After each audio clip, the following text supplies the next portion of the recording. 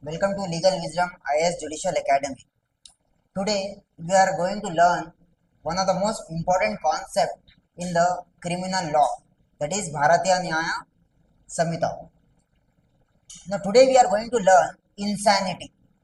As we remember from our last class, whenever you are writing an answer or understanding a concept, you have to remember in the form of IDESK. IDESK.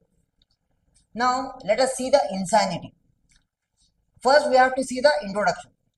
Insanity is the defense in criminal law.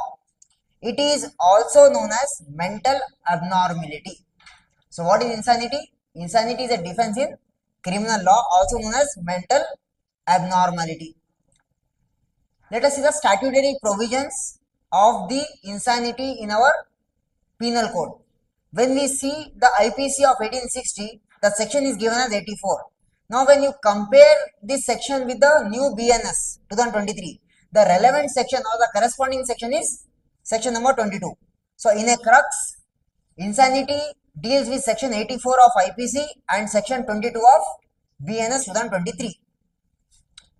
Let us see the definition.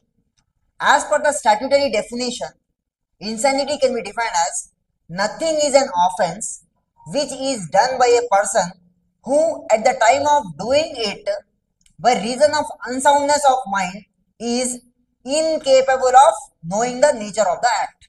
It is the statutory definition given under section 22 of the BNS 2023.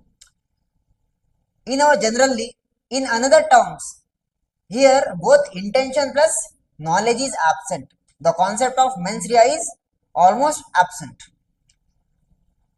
Then, in a leading case law relating to the insanity is McNaughton case. The case name is, the citation is given as R versus McNaughton 1843.